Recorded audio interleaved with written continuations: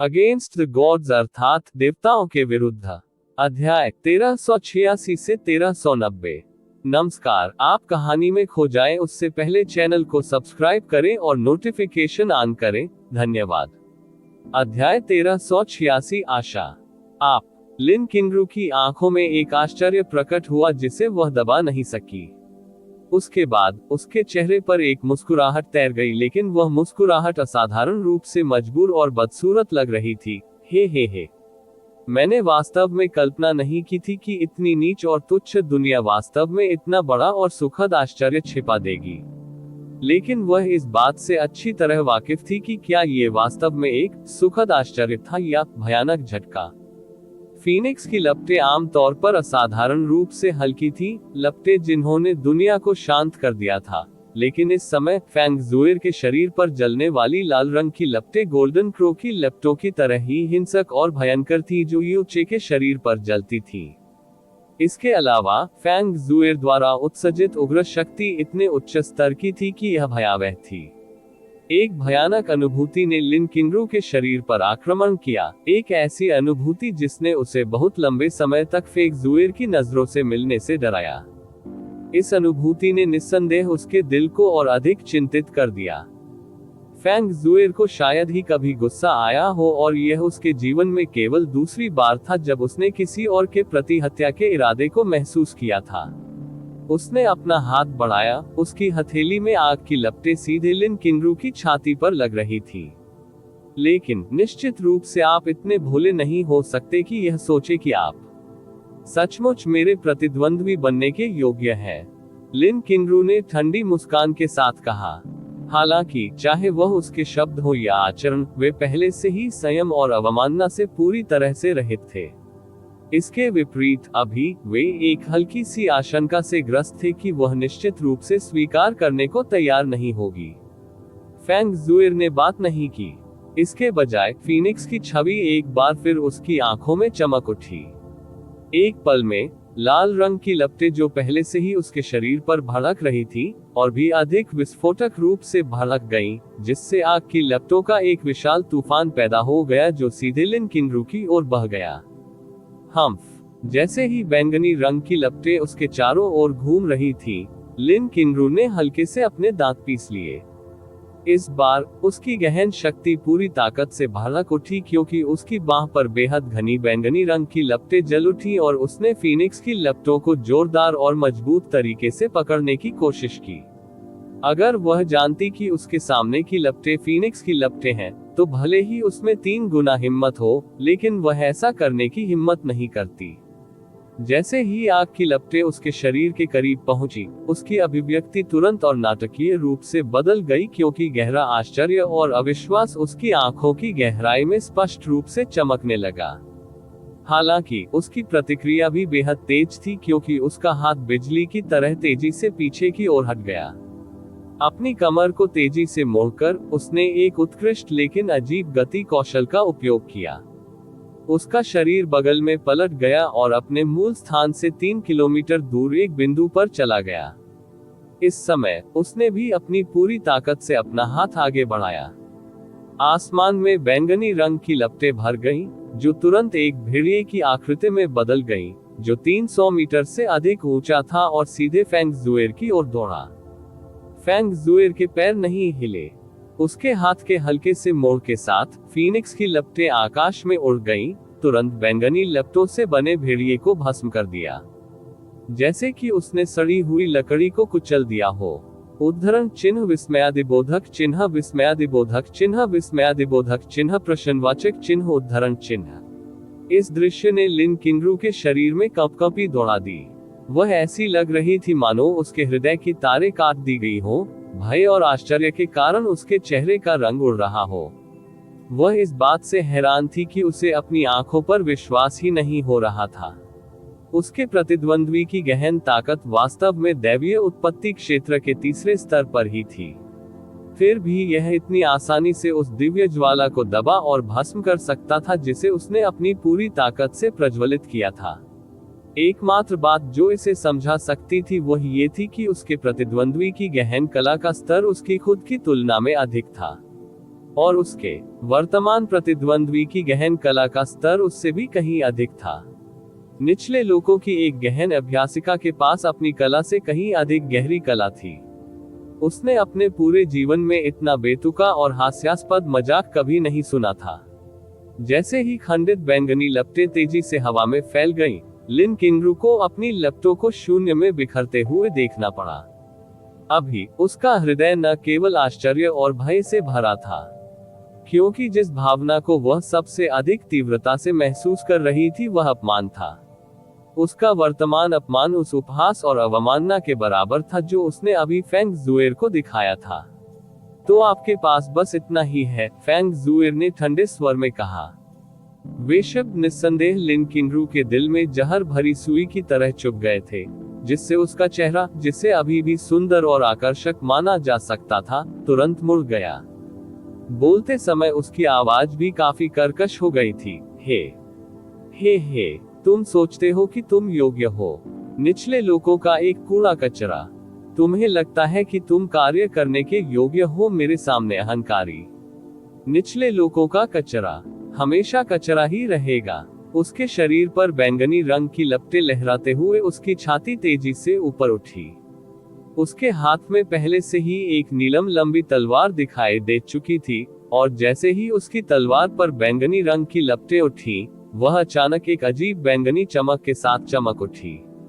यह उसी क्षण था जब ये बैंगनी रोशनी चमकी और अचानक फेंग जुएर की ओर जा लगी। बूम! नीला समुद्र हिल डुल रहा था और नीला आसमान एक बार फिर तेज रोशनी से ढक गया था। इस संसार में दिव्य गहन शक्तियों के बीच युद्ध का क्या मतलब था?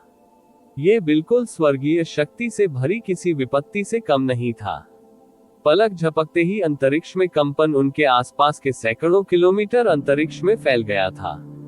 गहरे आकाश के दक्षिण में अनगिनत गहरे जानवर इस भयानक गहन आभा के कारण भयभीत दहाड़ते हैं। उसके बाद वे या तो बिना सिर वाले मुर्गों की तरह बेतहाशा इधर उधर भागने लगे या पूरी तरह से लकवाग्रस्त होकर जमीन पर कांपने लगे। कई लोगों ने अपना सिर उठाया और दक्षिण की ओर देखा। उनकी चौड़ी आंखों में दक्षिण का आसमान आश्चर्यजनक रूप से लाल और बैंगनी रंग में विभाजित हो गया था। एक भावना जिसका वर्णन करना कठिन था। उन्होंने उन्हें बताया कि यह उग्र रोशनी कुछ ऐसी थी जिसे वे समझ नहीं सकते थे, एक उग्र रोशनी जो गुंबद को भी भेद सकती थी स्वर्ग की। जब किसी की गहन शक्ति दैवीय मार्ग तक पहुंच जाती है, तो एक स्तर के अंतर का मतलब भी पूर्ण श्रेष्ठता होता है। परिणाम स्वरूप दिव्य उत्पत्ति क्षेत्र में भी 7 दिव्य गहन क्षेत्रों का पहला क्षेत्र प्रत्येक स्तर को और भी छोटे क्षेत्रों में विभाजित किया गया था, जिन्हें प्रारंभिक चरण, मध्य चरण, अंतिम चरण और चरम के रूप में वर्णित किया गया था। इन छोटे क्षेत्रों का उपयोग किसी के स्तर के ग्रेड को अलग करने के लिए किया जाता था। तो दिव्य गहन शक्ति के स्तरों में अंतर को नजरअंदाज करने में सक्षम होने का मतलब 2 चीजों में से एक था। पहला परिदृश्य ये था कि उस व्यक्ति में अत्यधिक प्रतिभा और योग्यता थी, और या तो गहन तरीके के नियमों और सिद्धांतों की उनकी समझ या गहन ऊर्जा को नियंत्रित करने की उनकी क्षमता असामान्य रूप से अच्छी थी। दूसरा परिदृश्य ये था कि किसी का शरीर या गहन कला दूसरे व्यक्ति से बिल्कुल बेहतर थी। ये दोनों परिदृश्य अत्यंत दुर्लभ थे। अपनी गहन शक्ति खोने से पहले यूचे ब्रह्मांड में एकमात्र व्यक्ति था जो दिव्य गहन क्षेत्रों में अंतर को नजरअंदाज कर सकता था और अपने प्रतिद्वंद्वी को हरा सकता था। ऐसा इसलिए भी था क्योंकि उन्होंने ऊपर वर्णित दोनों परिदृश्यों को पूरा किया था। चाहे बात प्रतिभा की हो या शारीरिक गठन की, वह अत्यंत असामान्य थे। उन्हें सृजन ईश्वर की शक्तियां विरासत में मिली थी, और यह सृजन ईश्वर की संपूर्ण और संपूर्ण गहन शिराएं भी थी। इस प्रकार जब उनका सामना एक गहन अभ्यासी से हुआ, जिसे सच्चे ईश्वर की शक्ति बमुश्किल विरासत में मिली थी, ऐसे विरोधियों को, जिन्हें अधिक से अधिक कुछ वंशावली और गहन कलाएं विरासत में मिली थी, यदि वे शक्ति के एक ही दायरे में होते, तो ये भी कहा जा सकता था कि वह उन्हें धमका रहा था। लेकिन वह इस ब्रह्मांड में एकमात्र अपवाद था। जब लिन किंगरू ने फेंग जुएर का सामना किया, जिसकी लपटें स्पष्ट रूप से ग्रेड के मामले में उससे कहीं अधिक थी, तो कोई कह सकता है कि उसकी दुनिया पूरी तरह से उलट गई थी, क्योंकि उसने ईश्वर क्षेत्र में भी कभी इस स्थिति का सामना नहीं किया था। बूम। RRRMMB। समुद्री क्षेत्र पागलों की तरह उछल रहा था और पागलों की तरह मंथन कर रहा था, और अधिकांश पानी वाष्प में भी नहीं बदल सका क्योंकि वह तुरंत भस्म होकर शून्य हो गया था। यह अच्छा था कि यह समुद्र में था। यदि ये लड़ाई प्रोफाउंड स्काई कॉन्टिनेंट या इल्यूसरी डेमन दायरे में हुई होती, तो उनमें से एक स्थान पहले ही एक आपदा क्षेत्र में बदल गया होता। आकाश लाल और बैंगनी रंग में चमक रहा था क्योंकि उनकी शक्तियां लंबे समय तक गतिरोध में रहीं। लेकिन जब फीनिक्स की चीख ने आसमान को छू लिया, तो बैंगनी रंग की लपटें बलपूर्वक बुझ गईं। फैंग ज़ुएर का शरीर कुछ ही सेकंड में हवा में स्टार स्कोरिंग डेमन लोट्स के खिलते ही पलट गया। Boom boom boom boom boom. अग्नि कमलों का आधा हिस्सा कुचल दिया गया था, लेकिन दूसरे आधे ने लिन किंगरू को राक्षस कमलों के ज्वलंत नरक में दफना दिया था। लिन किंगरू अचानक जैसे ही वह तेज रोशनी से भरे आकाश से सीधे नीचे बेचैन होकर समुद्र क्षेत्र में गिर रही थी, उसने एक दयनीय चीख निकाली। फैंग ज़ुएर की सुगंधित छाती ऊपर उठी और गिर गई क्योंकि वह सांस लेने के लिए जोर से हौंफ रही थी। भले ही उसने लिन किंगरू को दबाने के लिए फीनिक्स की लपटों पर भरोसा किया था, उसके प्रतिद्वंद्वी की गहन ताकत अभी भी उससे 2 स्तर अधिक थी, तो यह आसान कैसे हो सकता था। भले ही लिन किंगरू फीनिक्स की लपटों से जल गई थी और समुद्र में गिर गई थी, फैंग ज़ुएर इतनी भोली नहीं होगी कि यह मान ले कि वह पहले ही हार चुकी थी। लिन किंगरू की गहन ताकत को देखते हुए शायद उसे कोई गंभीर चोट भी नहीं लगी थी। उसने पीछा नहीं छोड़ा। इसके बजाय उसने अपनी दिव्य इंद्रियों को तेजी से जारी करने से पहले अपनी ऊर्जा और सांस को नियंत्रित किया। फिर भी वह फैंग जियानर, यू वुक्सिन या यू चे की आभा का पता नहीं लगा सकी। उसने तेजी से एक ध्वनि प्रसारण जेड उठाया, जियान एर, आप सभी कहाँ हैं? बिग ब्रदर यून के घाव कैसे हैं? लेकिन जब उसने अपना चिंताजनक भाषण भेजना समाप्त कर लिया, तो उसे एहसास हुआ कि वह वास्तव में इसे प्रसारित करने में असमर्थ थी। उसने जल्दी से यून वुक्सिन को एक ध्वनि प्रसारण भेजने की कोशिश की, लेकिन उसे ठीक उसी परिणाम का सामना करना पड़ा। उसका दिल बड़ी उथल पुथल में डूब गया था, इसलिए उसने तेजी से सु लिंग र को एक ध्वनि प्रसारण भेजा, लिंग र, क्या बिग ब्रदर यू और वुक्सिन आपके स्थान पर पहुंच गए हैं? नहीं, उन्होंने ऐसा नहीं किया है, सु लिंग र ने उत्तर दिया। फैंग ज़ुएर के चिंतित स्वर के कारण उसका दिल तनावग्रस्त हो गया और उसका अपना स्वर भी स्पष्ट रूप से बदल गया था। क्या हुआ? उन्होंने आपको कोई ध्वनि प्रसारण नहीं भेजा। उन्होंने ऐसा भी नहीं किया। वास्तव में क्या हुआ है? वह घायल हो गया था। जिन और जियान र उसके पास हैं, हमें जल्दी करने और उन्हें ढूंढने की जरूरत है। टकराना। उसकी भावनाएं इतनी उलझन में थी कि उसकी गहन ऊर्जा वास्तव में नियंत्रण से बाहर हो गई थी, जिससे उसके हाथ में ध्वनि संचरण जेड अचानक टूट गया और धूल में बदल गया। फैंग ज़ुएर ने अपने हाथों को मुट्ठियों में बंद कर लिया और वह समुद्र मंथन को तीव्रता से देख रही थी। वह यू चे और यू वुक्सिन को खोजने के लिए बेहद उत्सुक थी, लेकिन वह अभी तक नहीं जा सकी थी, क्योंकि चाहे वह कहीं भी जाए, वह महिला उसका अनुसरण अवश्य करती थी। उसे मारने की जरूरत थी। वाह!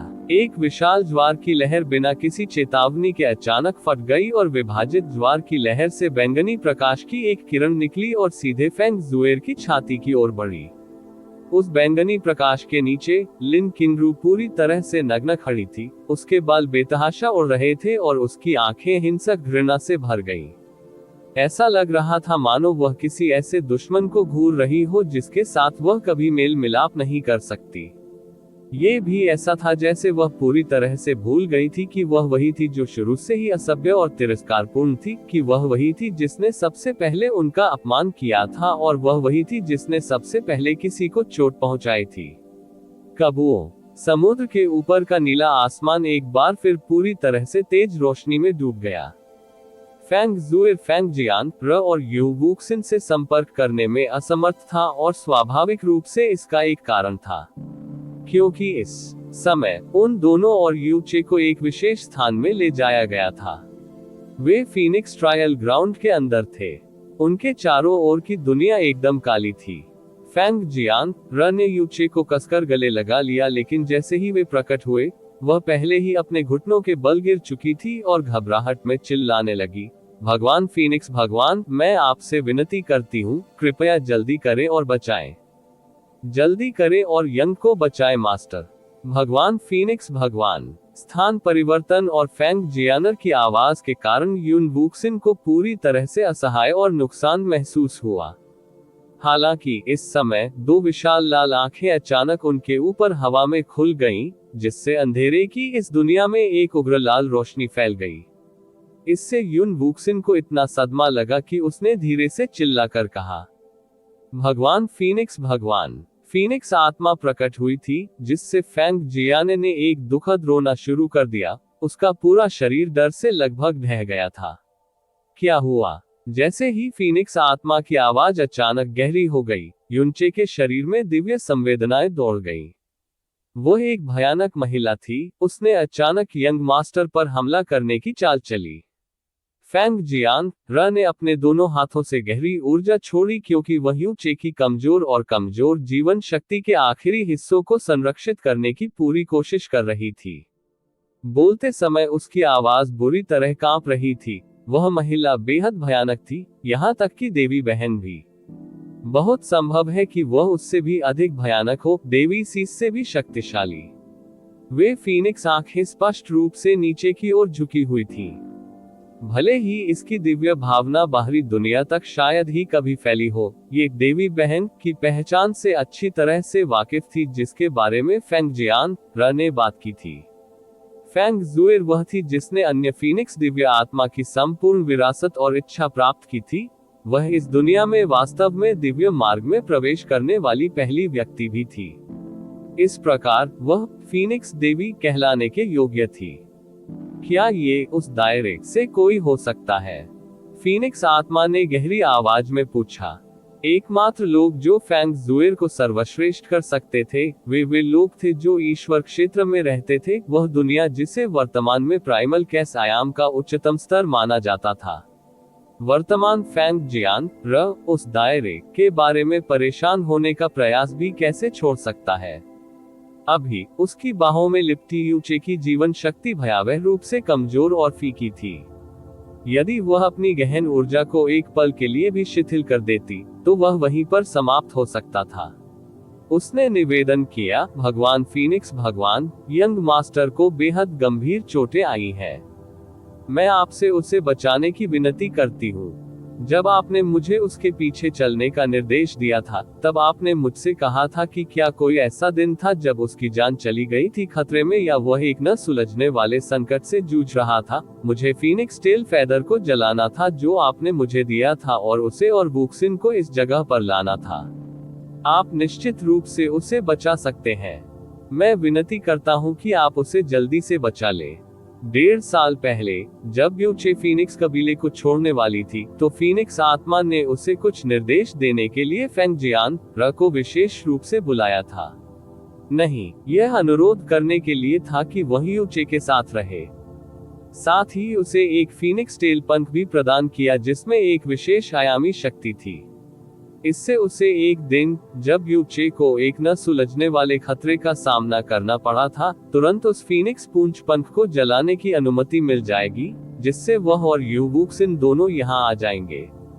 इसमें इस बात पर जोर दिया गया था कि उसे यूचे को यहाँ अकेले नहीं लाना चाहिए, उसे यू वुक्सिन को भी लाना था। बात सिर्फ इतनी थी कि उसने कभी नहीं सोचा था कि यूचे को वास्तव में इतनी जल्दी यहाँ लाया जाएगा। इसके अलावा ये निश्चित रूप से वह अवसर नहीं था जिसका वह इंतजार कर रहा था। लेकिन अभी वे वास्तव में एक न सुलझने वाले संकट का सामना कर रहे थे। न केवल इसलिए कि यूचे को घातक चोटें लगी थी, बल्कि इससे भी अधिक इसलिए क्योंकि ईश्वर के दायरे से लोग वास्तव में इस छोटे से ग्रह पर आए थे। रिपोर्ट अध्याय टिप्पणियां अध्याय 1387 सबसे सरल विकल्प प्रारंभिक अराजकता 1 खरब ग्रहों और तारा क्षेत्रों के साथ बहुत बड़ी थी, इसलिए ईश्वर क्षेत्र से किसी के एक विशिष्ट ग्रह पर जाने की संभावना बेहद कम थी।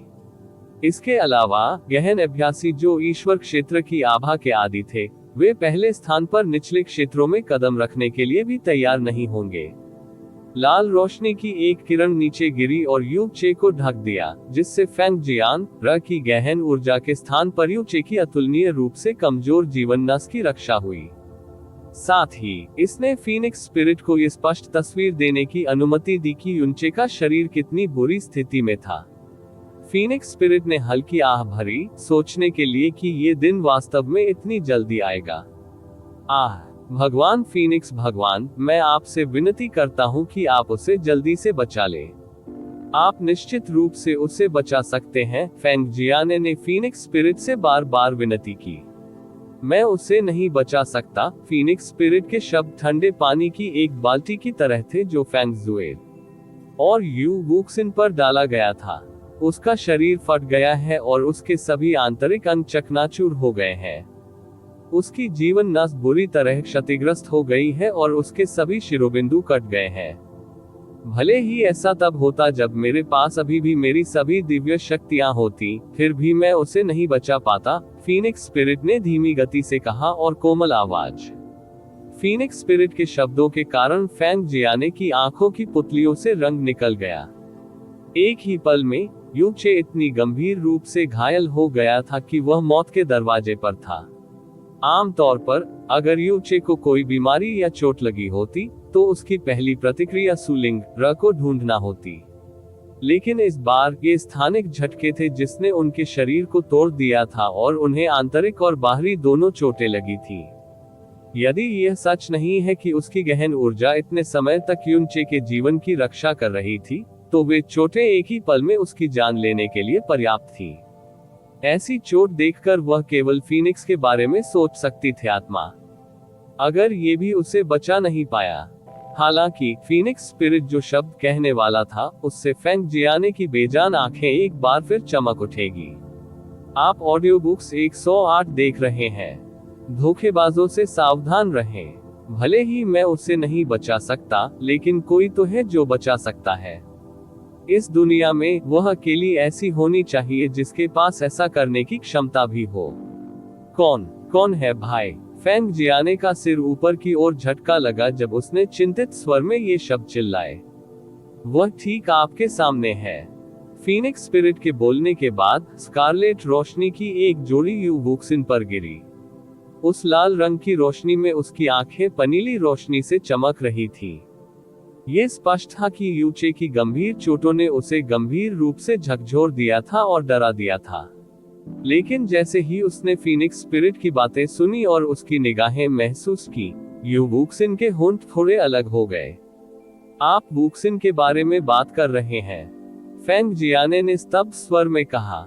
यू चे के पास पहले जो शक्ति थी वह एक प्राचीन सृजन भगवान से विरासत में मिली थी, जिसे दुष्ट भगवान के रूप में जाना जाता है। फीनिक्स स्पिरिट ने उनसे कोई भी जानकारी छिपाई नहीं। दुष्ट ईश्वर की दिव्य शक्ति का स्तर इतना ऊंचा है कि यह आप दोनों के लिए अथाह होगा। उसके अपंग हो जाने के बाद उसके शरीर में मौजूद दुष्ट देव दैवीय शक्ति भी शांत हो गई। बिना देवताओं वाले ब्रह्मांड में ऐसी कोई शक्ति मौजूद नहीं थी जो मृत दुष्ट भगवान की दिव्य शक्ति को जगा सके। इस ब्रह्मांड में दुष्ट भगवान की दिव्य आभा के अंतिम शेष निशान को छोड़कर, हालांकि दुष्ट देवता की दिव्य आभा का वह आखिरी निशान उनकी बेटी के शरीर के अंदर था। ये भी कहना है आपका शरीर। फीनिक्स की उन आंखों ने युन वुक्सिन को घूर कर देखा, क्योंकि उसने धीरे धीरे युन वुक्सिन को वही बताया जो उसने युनचे को बताया था। फेंग जियाने ने ध्यान से सुना। भले ही उसे यह समझ में नहीं आया कि सृष्टि का ईश्वर क्या है या दुष्ट ईश्वर की दिव्य शक्ति क्या है, फीनिक्स स्पिरिट के शब्द उसके लिए कुछ समझने के लिए पर्याप्त थे। क्या आप ऐसा कह सकते हैं? हमें उसकी गहरी रगों से इविल गॉड दिव्य आभा को बाहर निकालना होगा और इसे यू चे की मृत इविल गॉड की गहरी नसों में स्थानांतरित करना होगा।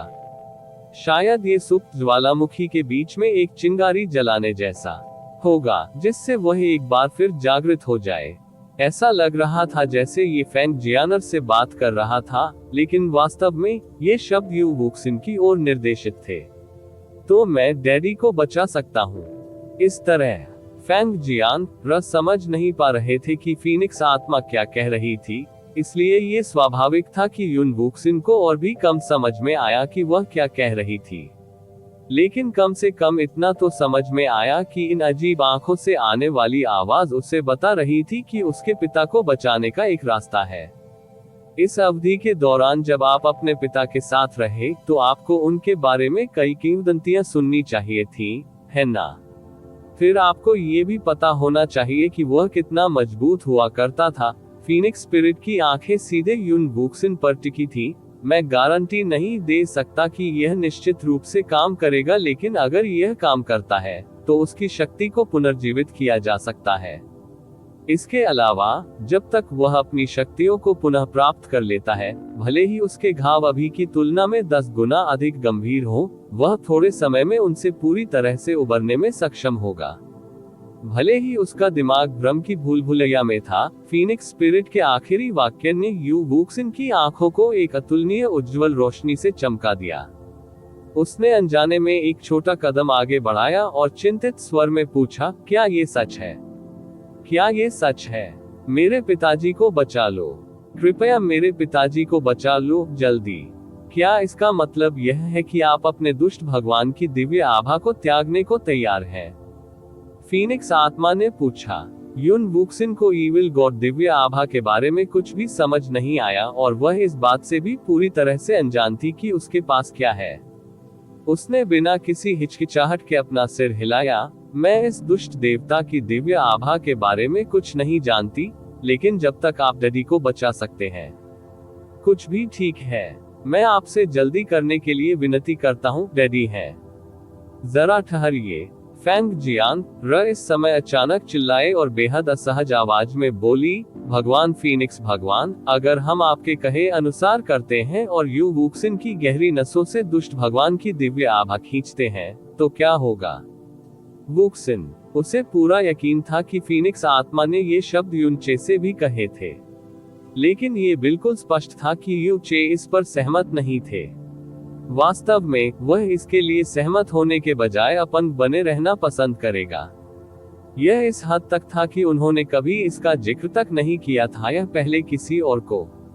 अगर हम उसके शरीर से दुष्ट देवता की दिव्य आभा को बाहर निकालना चाहते हैं, तो हमें सबसे पहले उसके शरीर की सारी गहन ऊर्जा को फैलाना होगा। परिणाम स्वरूप आज तक उसने जो भी साधना प्राप्त की है वह सब नष्ट हो जाएगी।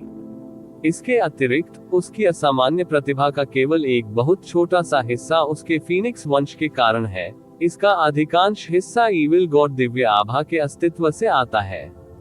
एक बार जब वह दुष्ट देव दिव्य आभा के उस धागे को खो देती है, तो उसकी जन्मजात प्रतिभा भी सामान्य हो जाएगी।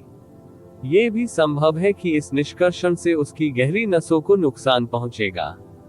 वास्तव में उसकी गहरी नसों का पूरी तरह से नष्ट होना निश्चित रूप से असंभव नहीं है। फीनिक्स स्पिरिट ने कुछ भी छुपाने या छुपाने की कोशिश नहीं की। चूंकि यही मामला है, तो ये भी सफल नहीं हो सकता। ठीक है, फैंग जियांग र ने चकित स्वर में पूछा। उसे लगा जैसे उसकी बुद्धि ने उसे छोड़ दिया है। वहां लगभग 20% संभावना है, फीनिक्स स्पिरिट ने उत्तर दिया, और उसे पहले से ही लगा कि यह 20% एक अत्यंत उच्च संभावना थी। यही एकमात्र तरीका है जिसके बारे में मैं सोच सकता हूँ। इतिहास में इसकी कोई मिसाल नहीं है, इसलिए मैं स्वाभाविक रूप से इसकी सफलता की गारंटी नहीं दे सकता। लेकिन अगर यह विधि वास्तव में उसके दुष्ट भगवान की दिव्य शक्ति को फिर से जागृत कर सकती है, भले ही यह 1 अरब में से एक मौका हो, फिर भी हमें इसे आजमाने की जरूरत है। ये शब्द इसलिए कहे गए क्योंकि यदि इसकी स्थिति फीनिक्स आत्मा के रूप में थी जिसे सच्चे फीनिक्स की इच्छा विरासत में मिली थी।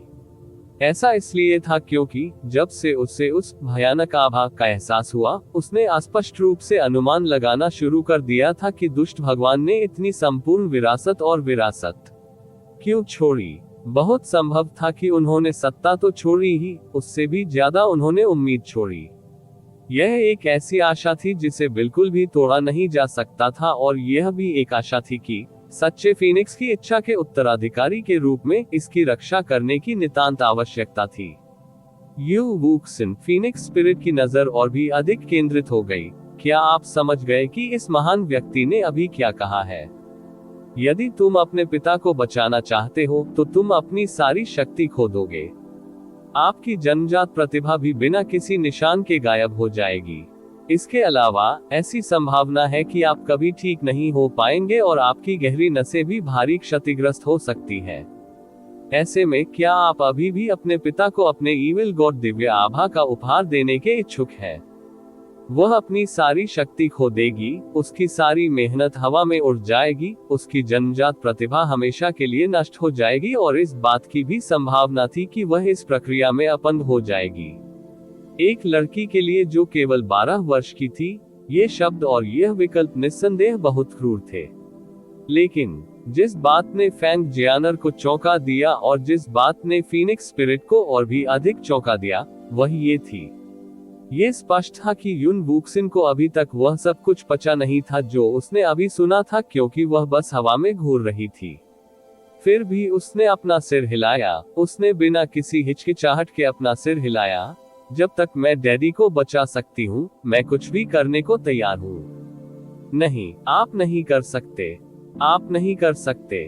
फैंग जियान र ने अपना सिर हिलाया। युवा मास्टर निश्चित रूप से इसके लिए सहमत नहीं होंगे। यंग मास्टर वुक्सिन को अपने सबसे कीमती खजाने के रूप में देखता है, वह निश्चित रूप से ऐसी किसी भी बात से सहमत नहीं होगा। अगर वुक्सिन को कुछ भी होता है तो यंग मास्टर, भले ही वह अपनी सभी शक्तियों को सफलतापूर्वक हासिल कर ले, वह निश्चित रूप से जीवित रहेगा जीवन भर आत्मा अपराध में। वह जीवन भर असहनीय दर्द के साथ जिएगा। आप नहीं कर सकते, आप नहीं कर सकते। इस अवधि के दौरान वह रात दिन यूचे के साथ रही थी, इसलिए उसने देखा था कि यू वुक्सिन उसके लिए कितना कीमती था। वह संभवतः ऐसी बात कैसे स्वीकार कर सकता है? तो क्या आप इसके बजाय उसे मरते हुए देखना चाहते हैं? फीनिक्स आत्मा ने आह भरते हुए कहा। इसके अलावा यदि वह अपनी शक्ति पुनः प्राप्त नहीं करता है, तो जिस व्यक्ति ने उसे घायल किया है वह इस दुनिया पर और भी बड़ी विपत्ति ला सकता है। केवल वही, जिसने अपनी शक्तियों को पूरी तरह से पुनः प्राप्त कर लिया है, ऐसे संकट को टाल सकता है। मेरे अनुभव और ज्ञान को देखते हुए यह एक ऐसा विकल्प है जिसे मेरी आंखों के सामने चुनना होगा। उद्धरण चिन्ह उद्धरण चिन्ह। फैंग जियानर के चेहरे पर दर्द था। वह सिर हिलाती रही लेकिन उसके मुंह से कोई शब्द नहीं निकल सका। आंटी जियाने, ये ठीक है, युन वुक्सिन के सांत्वना भरे शब्द उसके कान में गूंजे।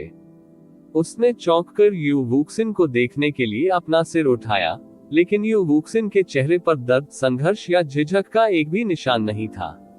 इसके विपरीत उसके चेहरे पर बहुत छोटी और गर्मजोशी भरी मुस्कान थी। पिताजी ने बहुत खेला है मेरे साथ खेल जिसमें चुनाव करना शामिल था, लेकिन जब डैडी ने मेरे साथ वे गेम खेले तो यह चुनाव मेरे द्वारा किए गए किसी भी विकल्प से कहीं अधिक सरल था। क्योंकि मैं बिना किसी गहन शक्ति के रह सकता हूं, लेकिन मैं निश्चित रूप से डैडी के बिना नहीं रह सकता। वुक्सिन। फैंग जियानर की दृष्टि तुरंत धुंधली हो गई। इसके अलावा गहरी ताकत न होने में कुछ भी गलत नहीं है, युन वुक्सिन ने प्रसन्न मुस्कान के साथ कहा। माँ मेरी रक्षा करेगी, मास्टर मेरी रक्षा करेंगे, और जियाने भी मेरी रक्षा करेगा, है ना? एक बार जब डैडी को अपनी शक्तियां वापस मिल जाएंगी तो वह मेरी और भी अधिक रक्षा करेंगे। इसके अलावा इस बार मैं पिताजी, माँ और मास्टर की रक्षा कर रहा हूँ।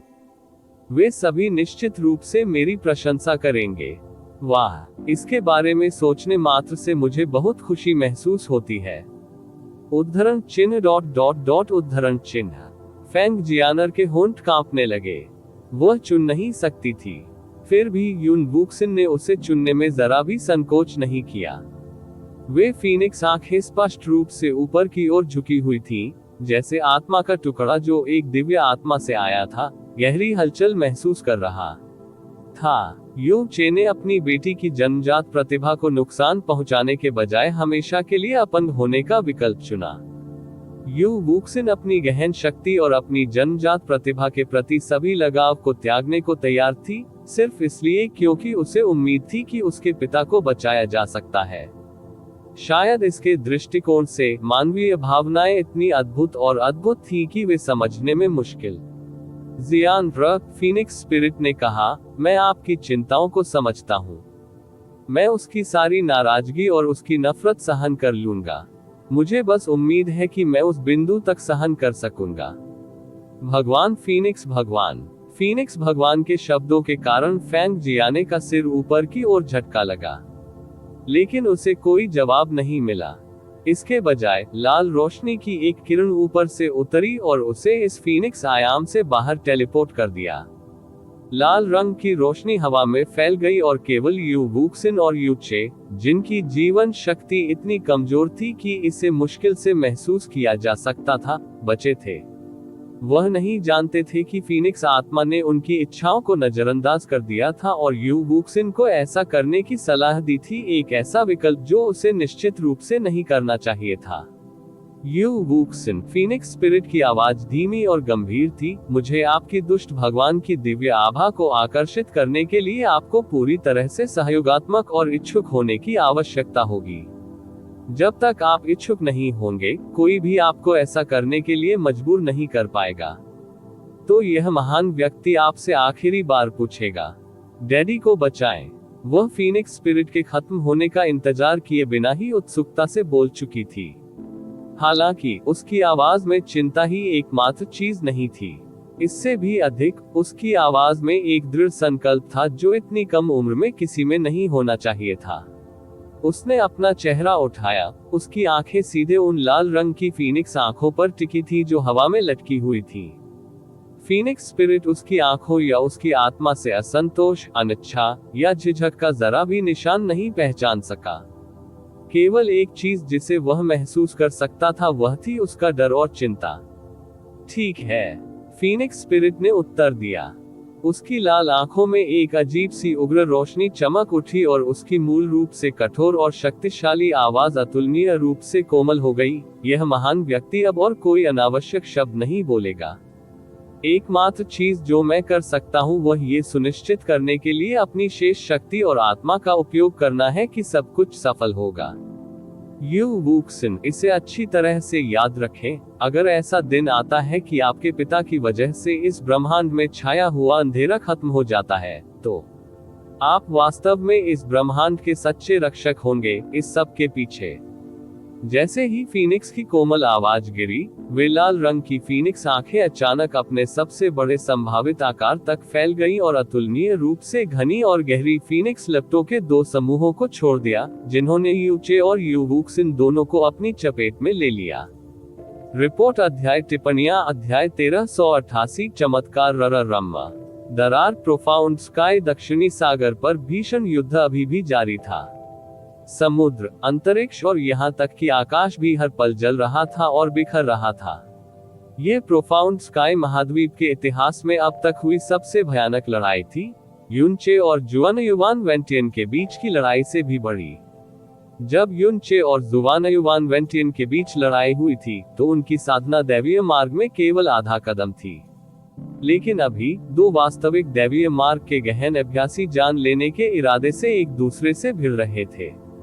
फैंग जुएर जानबूझकर युद्ध के मैदान को आगे बढ़ा रहा था। उसके पैरों के नीचे के महाद्वीप को नुकसान पहुंचाने से बचने के लिए वह समुद्र की गहराई में चली गई। परिणाम स्वरूप दोनों लड़ाके कई हजार किलोमीटर दक्षिण की ओर स्थानांतरित हो गए थे। अब जबकि कुछ भी उसे रोक नहीं रहा था, फैंग जुएर की दिव्य फीनिक्स लपटें और अधिक तेज होने लगी।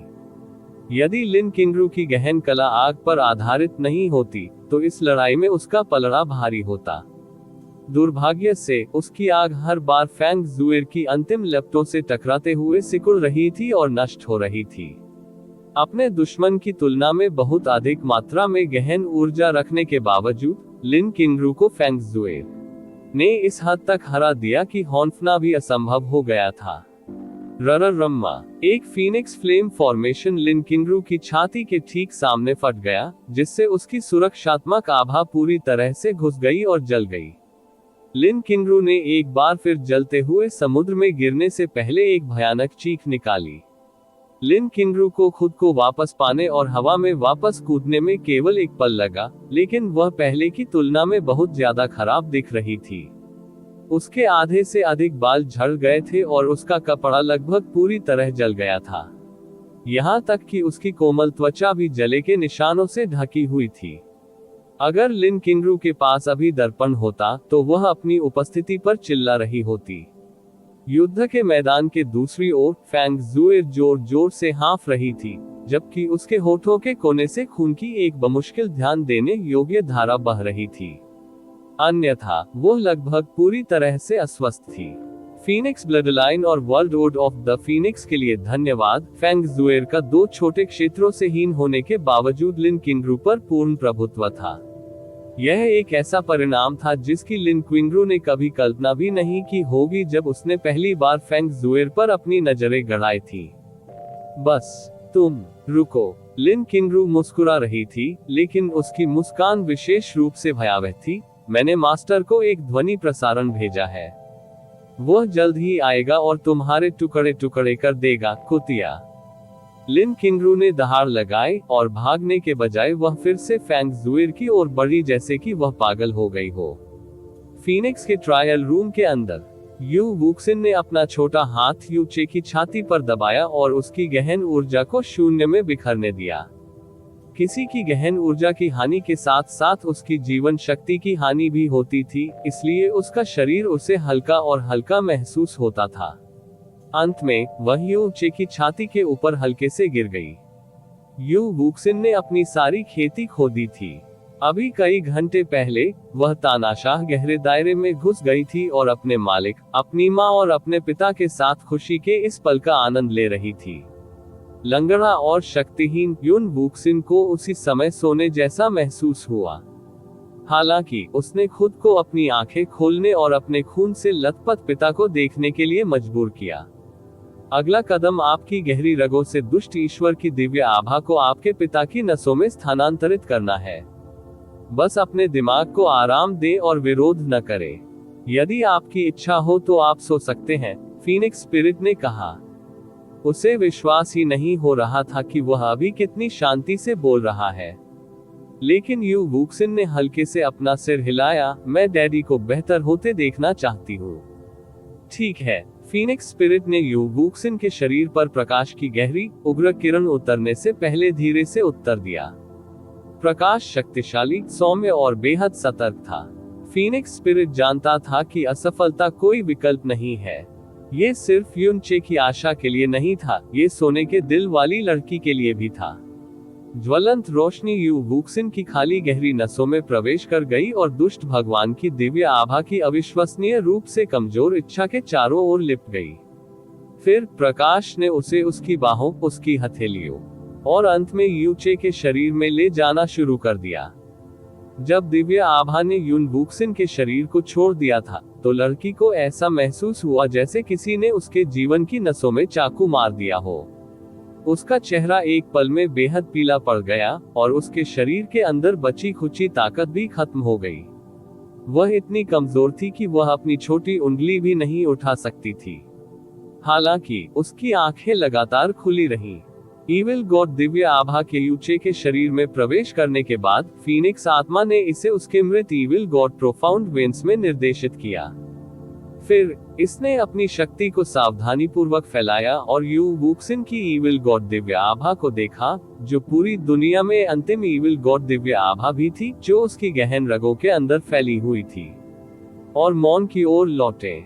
जानलेवा सन्नाटा, इतना सन्नाटा कि हल्की हल्की ठंड का एहसास होने लगा था। दबाना आप ऑडियो बुक्स 108 देख रहे हैं। धोखेबाजों से सावधान रहें। यू चे की गहरी नसों ने बिल्कुल भी प्रतिक्रिया नहीं की थी। वे अभी भी पूरी तरह से मृत और चुप थे। इस बीच कुछ दमघोंटू सांसों के समय में दिव्य आभा पूरी तरह से नष्ट हो गई थी। अपनी आध्यात्मिक धारणा की पूरी क्षमता को उजागर करने के बावजूद फीनिक्स आत्मा अब इसे महसूस करने में सक्षम नहीं थी। हवा में फीनिक्स की खुली हुई पुतलियां धीरे धीरे थोड़ा थोड़ा सिकुड़ती गईं। इतना ही नहीं, उसकी आभा क्षीण हो गई थी और उसकी पुतलियों में लाल रंग की रोशनी भी अविश्वसनीय रूप से मंद हो गई थी। पूरी प्रक्रिया शांत और धीमी गति से चल रही थी और इसमें युन वुक्सिन की इच्छा का पूरा सहयोग था।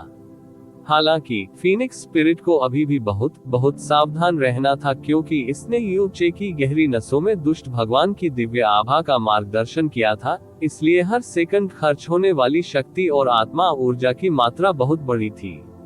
इसके अलावा फीनिक्स स्पिरिट के लिए अपनी लो ऊर्जा और आत्मा ऊर्जा को खोना उसके जीवन काल को खोने के बराबर था, लेकिन यह असफल हो गया था। इविल गॉड दिव्य आभा का प्रवेश यूचे के मृत इविल गॉड प्रोफाउंड वेंस से किसी भी तरह की प्रतिक्रिया उत्पन्न करने में विफल रहा था।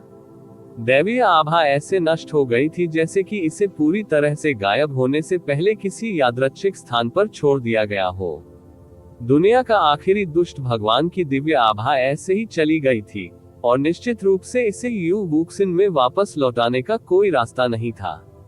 हालांकि फीनिक्स स्पिरिट ने विफलता की संभावना के बारे में बहुत पहले ही सोच लिया था, लेकिन जब वास्तव में ऐसा हुआ था तो उसकी आत्मा पर जो निराशा और हानि का भाव बैठा था वह उससे कहीं अधिक भारी था, जिसकी उसने कभी कल्पना भी नहीं की थी। उसने सामना करने की भी हिम्मत नहीं की यू वुक्सिन की आंखों में आशा और आंसुओं का सामना करना। फीनिक्स स्पिरिट को तब पता चला कि वह बहुत भोला था। इविल गॉड प्रोफाउंड वेंस एक असंभव रूप से उच्च स्तरीय अस्तित्व थे, और ऐसा कोई तरीका नहीं था जिससे उन्हें किसी ऐसी विधि का उपयोग करके जागृत किया जा सके जिसे वह अपनी मरणासन शक्ति के साथ भी पूरा कर सके। ये सब नहीं था। फीनिक्स स्पिरिट ने अपनी असफलता से अनिवार्य रूप से एक लड़की की आशाओं और दिल की पवित्रता को भी कुचल दिया था। पापा, यून वुक्सिन ने सन्नाटे के बीच धीरे से पूछा। फीनिक्स स्पिरिट उसे उत्तर देने में असमर्थ थी, लेकिन उसके पास कोई विकल्प नहीं था। उसकी उदास आह अंधेरे स्थान के अंदर गूंज उठी, आह बच्चा तुम। इससे पहले कि वह अपना वाक्य पूरा कर पाता, अंधेरे कमरे में अचानक हरे रंग की रोशनी दिखाई दी। यह एक ऐसा रंग था जो इस कमरे में दिखाई नहीं देना चाहिए था, चाहे कुछ भी हो। फीनिक्स स्पिरिट ने खुद को छोटा कर लिया और सीधे स्रोत की ओर देखा। यू चे के हृदय क्षेत्र से जैड हरी रोशनी चमक रही थी, और यह गर्म और इतनी शुद्ध थी कि यह लगभग सपने जैसा था। गहरे हरे रंग के गोले का आकार धीरे धीरे सामने आया। लकड़ी की आत्मा गोला। फीनिक्स स्पिरिट अपने शिष्यों के अचानक कांपने से पहले बुदबुदाया, एक royal would spirit ऑर्ब। Phoenix spirit सदमे में घूरता रहा, क्योंकि जैड हरी रोशनी कुछ ही समय में सफेद हो गई। यह अविश्वसनीय रूप से शुद्ध और पवित्र प्रकाश था। जब प्रकाश फैल गया और हल्के से यूनचे के चारों ओर लिपट गया, और अविश्वसनीय दृश्य उनकी आंखों के सामने घटित होने लगा। यूनचे के शरीर की भयानक दरारें स्पष्ट रूप से ठीक होने लगी, और यह प्रक्रिया इतनी तेज थी कि फीनिक्स स्पिरिट भी अपने सभी ज्ञान और अनुभव के साथ इस पर विश्वास नहीं कर पाए। तो गर्म यू वुक्सिन की दृष्टि सफेद रोशनी से भर गई थी। अभी भी कमजोर और शक्तिहीन महसूस करने के बावजूद उसे ऐसा महसूस हो रहा था जैसे वह किसी बादल के ऊपर लेटी हुई है या गर्म पानी के अंदर स्नान कर रही है। रोशनी ने उसके दिल के अंदर बसे डर और चिंता को भी धो डाला था। फीनिक्स स्पिरिट की पुतलियां तीव्रता से सिकुड़ गईं। जल्द ही यूनचे के शरीर से चमक रही रोशनी से उसकी लाल रंग की पुतलियां भी शुद्ध सफेद रंग में रंग गईं। ये है। फीनिक्स स्पिरिट की आवाज कभी इतनी उत्तेजित या विकृत नहीं हुई थी जितनी अब है। भगवान ली सुओ की जीवन का दिव्य चमत्कार। सफेद रोशनी लगातार चमकती रही। फीनिक्स आत्मा अब अपनी शेष शक्ति के साथ यूनचे के अस्तित्व को न तो देख सकती थी और न ही महसूस कर सकती थी। यह न केवल उस गहन प्रकाश ऊर्जा का साक्षी था जो जीवन की प्राचीन सृष्टि देवी से संबंधित थी, बल्कि एक सच्चा चमत्कार भी था। इस बीच प्रोफाउंड स्काई दक्षिणी सागर में लड़ाई अभी भी जारी थी। फैंग जुएर द्वारा पूरी तरह से दबा दिए जाने के बाद लिन किंगरू ने स्पष्ट रूप से अपना दिमाग खो दिया था, और परिणाम पहले से भी बदतर था। वह और भी तेजी से और अधिक अच्छी तरह से हार रही थी पहले की तुलना। फैंग जुएर ने शायद ही कभी किसी की जान ली हो, लेकिन आज उसकी हत्या का इरादा पूरी तरह से अपना कुरूप सिर उठा चुका था। यदि वह आज इस महिला को नहीं मार पाती, तो परिणाम बिल्कुल अकल्पनीय होते। बूम! फीनिक्स की लेप्टो ने बैंगनी लेप्टो को फिर से भस्म कर दिया और लिन क्विंगरू से टकरा गई, जिससे उसकी चीख निकल गई और वह पीछे की ओर उड़ गया। फेंग जुएर की आंखें ठंडी हो गईं, और उसने लिन किंगरू पर उंगली उठाए और फीनिक्स रे को निकाल दिया। फीनिक्स रे वर्ल्डवुड ऑफ द फीनिक्स में शक्ति का 8वां चरण था, और यह उपयोगकर्ता की ऊर्जा को एक उच्च शक्ति वाली किरण में संघनित करता है जो किसी भी स्थान से जल सकती है। लिन किंगरू की सुरक्षात्मक आभा पहले ही काफी हद तक कमजोर हो चुकी थी, और फीनिक्स रे उसके शरीर को इतनी आसानी से भेद गई जैसे वह एक कमजोर कागज में घुस जाती। जैसे ही खून हवा में बिखरा, लिन किंगरू तब तक चिल्लाती रही जब तक ऐसा नहीं लगा जैसे उसका गला खुद ही फट रहा हो। फेंग जुएर आगे बढ़ी, इसे हमेशा के लिए खत्म करना चाहती थी, लेकिन उसने अचानक खुद को रोक लिया क्योंकि एक गंभीर नजर उसकी विशेषताओं पर हावी हो गई, फिर सदमे में बदल गई।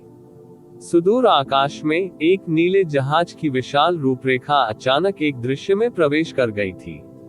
यह एक गहरा जहाज था, और इसकी गति और उपस्थिति दोनों ने फेंग जुएर द्वारा पहले कभी देखी या सुनी गई किसी भी चीज को पीछे छोड़ दिया था। हालांकि जिस चीज ने उसे वास्तव में भयभीत कर दिया वह 3 लोग थे जो बाद में गहरे संदूक के नीचे दिखाई दिए। ये लिन क्विंगयू, लिन क्विंगशान और उनके गुरु लिन जून थे। लिन किंगरू की उपस्थिति पहले से ही इस दुनिया के लिए एक बड़ा झटका थी, लेकिन ये 3 नवागंतुक स्पष्ट रूप से लिन किंगरू से कहीं अधिक मजबूत थे। फेंग जुएर को ऐसा महसूस हुआ जैसे 3 विशाल पहाड़ उसे पकड़कर स्थिर कर रहे थे, जिससे सांस लेना भी असंभव हो गया था। आप ऑडियो बुक्स 108 देख रहे हैं। धोखेबाजों से सावधान रहें। ये समूह के मध्यम आयु वर्ग के व्यक्ति के संबंध में विशेष रूप से सच था। फेंग जुएर यह निर्धारित करने में असमर्थ थी कि वह किस स्तर की आभा प्रदर्शित कर रहा था, लेकिन एक बात निश्चित थी, यह उसके पैरों के नीचे के समुद्र से भी कहीं अधिक बड़ी थी। उसने कभी कोई ऐसा विशेषज्ञ नहीं देखा था जो इस व्यक्ति के बराबर भी हो। क्या ऐसा हो सकता है कि वे सभी उस दुनिया के निवासी थे? लेकिन वो लोग एक के बाद एक यहाँ क्यों आएंगे? पृथ्वी पर क्या चल रहा है? रिपोर्ट अध्याय टिप्पणियां। अध्याय 1389 उमड़ती हुई नफरत। फेंग जुएर के विपरीत खेदजनक दिखने वाले लिन किंगरू ने चिल्लाकर कहा, मास्टर, आप अंततः यहाँ हैं। उद्धरण चिन्ह उद्धरण चिन्ह। फेंग जुएर की भौहें फिर से झुक गईं। लिन किंगरू की भयानक उपस्थिति ने उसके तीनों साथियों को आश्चर्यचकित कर दिया। महिला इतनी हताश थी कि उसने अपने जले हुए कपड़े और अपने घावों को भी अस्थायी रूप से अपने दिमाग से बाहर कर दिया था, और फेंग जुएर पर उंगली उठाई। ये वह है, ये वही है, ये वह कुतिया है। उसे फाड़ दो, जल्दी से उसे फाड़ दो, वरिष्ठ भाई किंगशान। हैरानी की बात यह है कि उसकी कर्कश चीख ने तीनों का ध्यान आकर्षित नहीं किया। जब लिन किंगरू ने मुड़कर देखा तो उसने देखा कि उसके मालिक सहित हर कोई सीधे फेंग जुएर को देख रहा था। उनकी आंखों में नजर आ रही थी। ये स्पष्ट था कि वे फेंग जुएर की सुंदरता से पूरी तरह से चकित थे। दरअसल उन्होंने शायद उसके पहले रोने पर ध्यान ही नहीं दिया होगा। मालिक, लिन किंगरू ने अपने दांत पीस लिए और फिर से रोने लगी।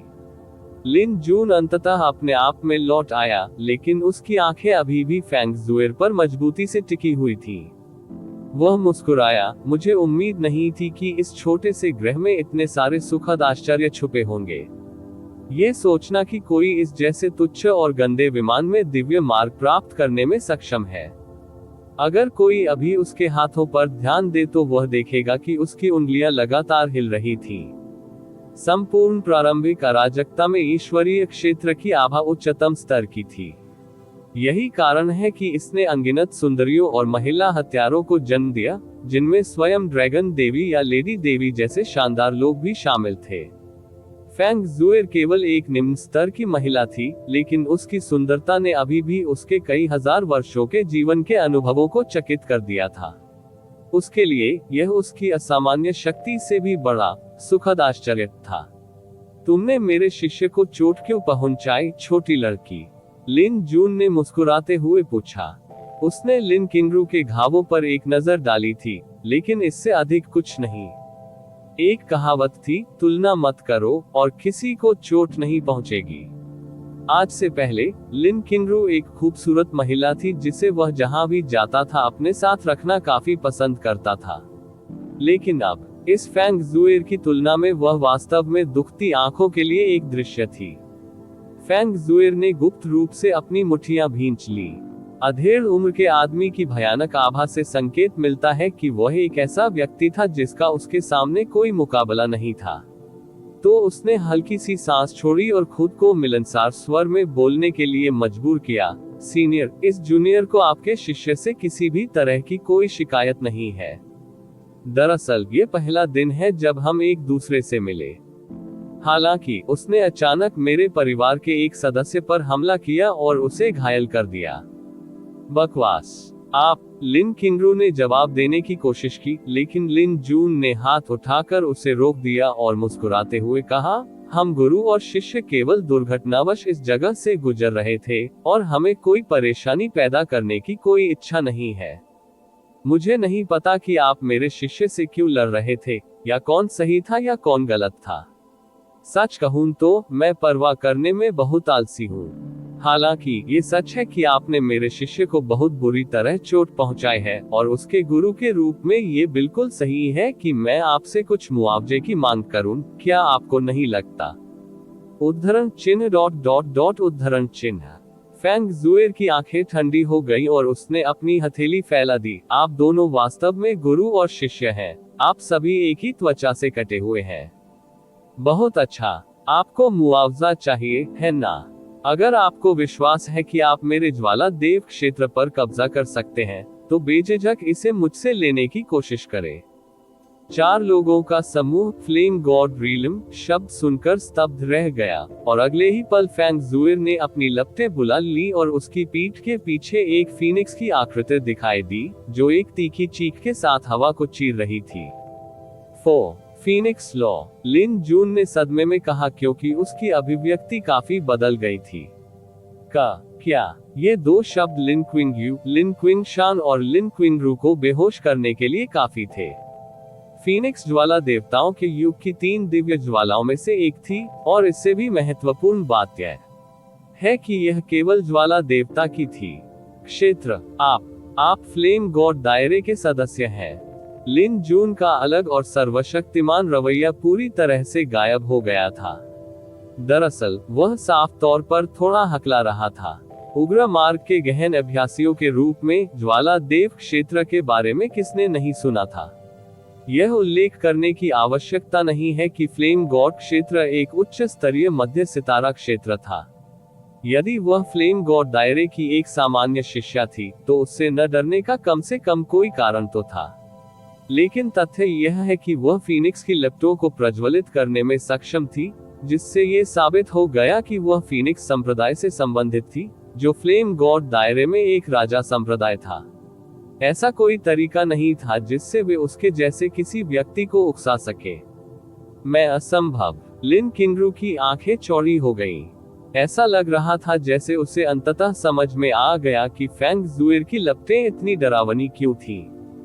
हालांकि उसने सच्चाई देखने से इनकार कर दिया और चिल्लाते हुए कहा, वह स्पष्ट रूप से निचले लोक की कुतिया है। यह एक छोटा सा ग्रह है और अभी उसके आसपास के सभी लोग निचले क्षेत्र के नश्वर लोग थे। ऐसा कोई रास्ता नहीं है कि वह फ्लेम गॉड दायरे का सदस्य हो सके। लिन जून की अभिव्यक्ति अस्थिर रूप से लड़खड़ा रही थी।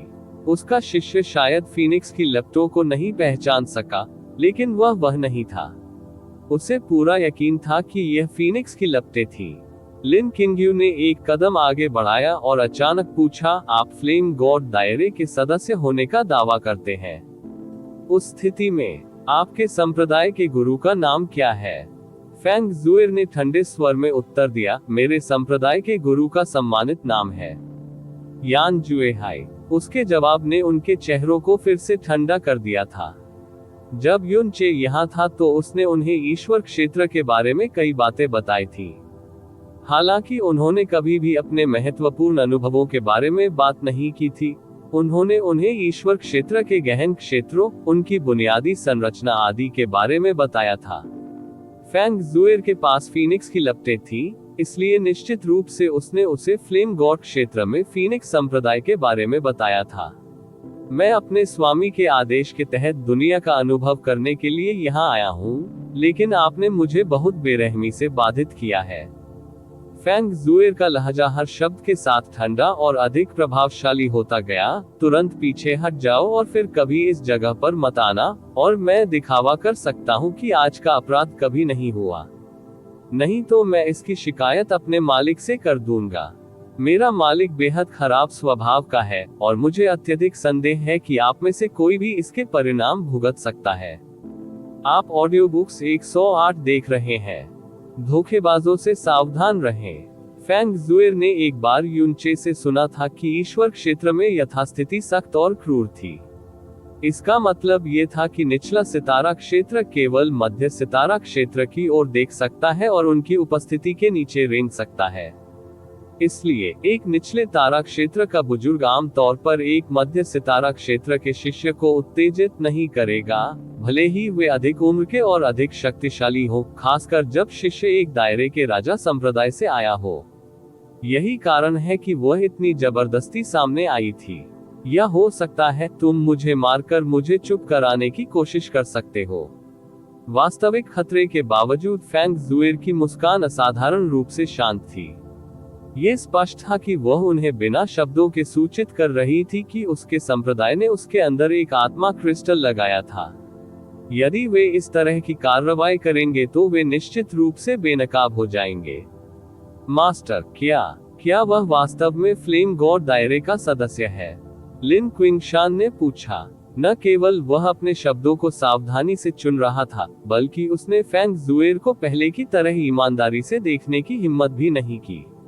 लगभग सभी निचले सितारा क्षेत्र के निवासियों को मध्य सितारा क्षेत्र के निवासियों के सामने अपना सिर झुकाने की आदत थी। उद्धरण चिन्ह ... उद्धरण चिन्ह। लिन जून ने उसे उत्तर नहीं दिया। उनका रंग बहुत खराब लग रहा था। फीनिक्स लॉ फीनिक्स संप्रदाय की हस्ताक्षर शक्ति थी। ये संपूर्ण ईश्वर क्षेत्र के लिए एक निर्विवाद तथ्य था। इसके अलावा जब ब्यूचे ने कन्फर्ड गॉड बैटल में वर्ल्ड इल्यूमिनेटर रेड लोट्स के साथ लुओ चांगशेन को हार के कगार पर धकेल दिया था, तो फीनिक्स फ्लेम की प्रतिष्ठा व्यावहारिक रूप से रातों रात आसमान छू गई थी। यही कारण है कि लिन जून को अपने प्रतिद्वंद्वी के हाथ पर बहुत सावधानी से विचार करना पड़ता था। एक मध्य तारा क्षेत्र राजा संप्रदाय का मुख्य शिष्य उसे भूल जाए, यहाँ तक कि उसके संप्रदाय गुरु को भी ठीक उसी दुविधा का सामना करना पड़ा होगा। इस बिंदु पर फेंग जुएर को मारना पूरी तरह से विकल्प से बाहर हो गया था। आखिरकार अगर फीनिक्स संप्रदाय ने वास्तव में उसके अंदर एक आत्मा क्रिस्टल लगाया होता, तो वे चारों फीनिक्स संप्रदाय या यहाँ तक कि पूरे फ्लेम गॉड दायरे का क्रोध अर्जित कर रहे होते। लेकिन अगर उन्होंने उसे जाने दिया और उसने फैसला किया कि वह अपने संप्रदाय को उनके अपराधों के बारे में सूचित करेगी, तो एक अलग तरह की आपदा उन सभी पर पड़ेगी। वे आने वाले लंबे समय तक चैन से नहीं बैठ पाएंगे। इसलिए उनकी सबसे अच्छी कार्रवाई ये थी कि उनसे माफी मांगी जाए और जब स्थिति अभी भी सुधार योग्य हो तो सुधार करने की पेशकश की जाए। उन्हें फेंग जुएर के गुस्से को शांत करने के लिए हर संभव प्रयास करना चाहिए, भले ही इसके लिए लिन किंगरू को लड़की के सामने घुटने टेकने पड़े। वह असमानता का क्रूर नियम और वास्तविकता थी। लेकिन क्या वास्तव में चीजें ऐसे ही होने वाली थी? फेंग जुएर ने खुद को फ्लेम गॉड दायरे के सदस्य के रूप में छिपाने के लिए फीनिक्स फ्लेम का इस्तेमाल किया था, और यह एक बहुत ही स्मार्ट योजना थी। हालांकि वह अभी भी बहुत भोली थी और उसने यह अनुमान लगाया था कि एक इंसान कितना नीचे तक जा सकता है। लिन जून अभी भी झिझक रहा था और लिन किंगशान और लिन किंगरू बिल्कुल भयभीत लग रहे थे। लेकिन लिन किंगयू ने अपने चेहरे पर मुस्कान आने से पहले अपनी आंखें सिकोड़ ली। मास्टर, मैं जो देख सकता हूँ, किसी ने भी इस फीनिक्स परी की सहायता करने की कोशिश नहीं की है, भले ही वह काफी समय तक जूनियर सिस्टर किंगरू से लड़ती रही हो। इसका संभवतः मतलब यह है कि जब वह इस निचले दायरे में आई तो वह अकेली थी। इसके अलावा ये ग्रह फ्लेम गॉड दायरे से बहुत दूर है, इसलिए ध्वनि संचरण सफलतापूर्वक वितरित करने का कोई तरीका नहीं है। फैंग जुएर। लिन जून की आंखों में मौजूद डर के छोटे छोटे टुकड़े तेजी से अंधेरे में बदल गए जब उन्होंने अपने शिष्य पर तिरछी नजर डाली। आप कह रहे हैं इस शिष्य का मतलब यह है कि बेशक हम अपनी फीनिक्स परी जैसे महान व्यक्ति को मारने की हिम्मत नहीं करते हैं, लेकिन अगर हम उसे ऐसे ही जाने देंगे तो हम बेहद नुकसानदेह स्थिति में पड़ जाएंगे। उस स्थिति में आप उसे अपने पास क्यों नहीं रखते और फ्लेम गॉड दायरे से उसका संबंध हमेशा के लिए क्यों नहीं तोड़ देते? इससे हमारी समस्या अच्छी तरह हल हो जाएगी, क्या आपको नहीं लगता? इस तरह हमें फ्लेम गॉड दायरे का क्रोध झेलने की जरूरत नहीं होगी, कोई निशान पीछे नहीं छोड़ना होगा या इतनी अद्भुत सुंदरता को बर्बाद होने देना होगा। यह एक ऐसी योजना है जो हमें दोनों दुनियाओं में सर्वश्रेष्ठ प्रदान करती है। लिन क्विंग्यू ने अंत में अपने मालिक की चापलूसी करना न भूलते हुए मुस्कुराते हुए समझाया, मुझे यकीन है कि मास्टर ने मुझसे पहले ही इस सब के बारे में सोच लिया है। फैंग जुएर का दिल पूरी तरह से ठंडा हो गया। एक पल के लिए तो उन्हें विश्वास ही नहीं हुआ कि उनके विरोधी इतना नीचे गिर सकते हैं। वह उदासी से मुस्कुराए, कितनी मूर्खता है। क्या आपको लगता है कि मेरे स्वामी ने मेरी वर्तमान खेती को ध्यान में रखते हुए मुझे अकेले आने दिया होगा? मेरे मालिक द्वारा कार्रवाई न करने का एकमात्र कारण यह है कि मैं उस महिला से निपटने में सक्षम हूँ। वह बिल्कुल भी मेरे स्वामी के क्रोध के लायक नहीं है। तो आप वास्तव में ज्वाला ईश्वर क्षेत्र की अवहेलना करने जा रहे हैं। बहुत अच्छा, आओ और मुझ पर जितना चाहो हमला करो। मैं आपके लिए प्रार्थना करता हूं कि आप परिणाम सहन कर सके। यदि यही घोषणा और अभिव्यक्ति युनचे की ओर से आई होती तो वह उन्हें अपने निर्णय पर पुनर्विचार करने के लिए मजबूर कर पाता। लेकिन फैंग जुएर का जीवन अनुभव बहुत उथला था और वह शुरुआत से ही एक अच्छी अभिनेत्री नहीं थी। वह कभी भी लिन जून जैसी बुरी लोमड़ी को मूर्ख नहीं बनाने वाली थी, इसलिए उसकी घोषणा ने उसकी स्थिति को और खराब कर दिया था। उसका डर अब पूरी तरह से दूर हो गया था। लिन जून ने जोर से हंसते हुए कहा, हे, उस स्थिति में अगर मैं ऐसा करता हूं तो बुरा मत मानना। किंग्यू, उसे नीचे ले जाओ। लिन जून ने अपनी आंखें सिकोड़ ली। ध्यान रखो कि उसे चोट न पहुंचे, तुमने सुना? हाँ मास्टर। लिन जून की हंसी ने निस्संदेह उनके दिलों में बसी चिंता को साफ कर दिया था। लिन क्विंग्यू ने आगे कदम बढ़ाया और उसकी आंखें खतरनाक चिपचिपी दरारों में सिमट गईं। प्रिय फीनिक्स परी, मुझे नहीं पता कि आप इतनी नीची जगह पर क्यों गिरेंगे, लेकिन निचले क्षेत्र उतने सुरक्षित नहीं है जितना आप सोचते हैं। दुर्भाग्य से आपके लिए ऐसा लगता है कि आपने अपना सबक देर से सीखा है। फैंग जुएर दैवीय उत्पत्ति क्षेत्र के तीसरे स्तर पर थी और वह फीनिक्स ब्लडलाइन और फीनिक्स के वर्ल्ड ओर्ड के साथ 5वें स्तर के लिन किंग्रू को दबाने में सक्षम थी। हालांकि ऐसा कोई तरीका नहीं था जिससे वह दिव्य आत्मा क्षेत्र में किसी के खिलाफ लड़ सके। दिव्य आत्मा क्षेत्र लिन जून की तो बात ही छोड़ दे। इसके अलावा लिन किंग्यू मूर्ख नहीं थे। ये जानने के बावजूद कि दुनिया में ऐसा कोई प्रतिरोध नहीं है जिसे फैंग जुएर संभवतः उसके खिलाफ खड़ा कर सके, वह सावधान था कि उसके पास किसी प्रकार की वस्तु या तकनीक हो सकती है जो उसे एक पल में बहुत दूर भेज देगी। वह एक मध्य सितारा क्षेत्र थी, आखिरकार नागरिक। यही कारण है कि जैसे ही उसने बोलना समाप्त किया, उसने अपनी हथेली खोली और अपनी दिव्य आत्मा की गहन शक्ति से उस पर दबाव डाला। उसकी शक्ति उसे फैंग जुएर के करीब भी नहीं ला पाई थी और वह पहले से ही एक असंभव शक्तिशाली दबाव को महसूस कर सकती थी जो उसके सभी अनुभवों से परे था। उसका शरीर अकड़कर ठंडा हो गया। फैंग जुएर को उस क्षण एहसास हुआ कि इस शक्ति के खिलाफ वह कुछ भी नहीं कर सकती थी, चाहे कुछ भी हो जाए। लेकिन फैंग जुएर ने खुद को अपने भाग्य के सामने आत्मसमर्पण नहीं किया। घातक दृढ़ संकल्प की लाल लपटों से जलती हुई आंखें, वह अपने शरीर के अंदर फीनिक्स दिव्य रक्त के हर टुकड़े को प्रज्वलित करने वाली थी। अचानक लिन किंग्यू के सामने एक व्यक्ति भूत की तरह प्रकट हुआ। अगले ही पल आसमान ही काला हो गया। दुनिया की हर आवाज गायब हो गई थी और समुद्र की लहरें अचानक रुक गई थी। संपूर्ण समुद्र की सतह भयावह रूप से शांत थी।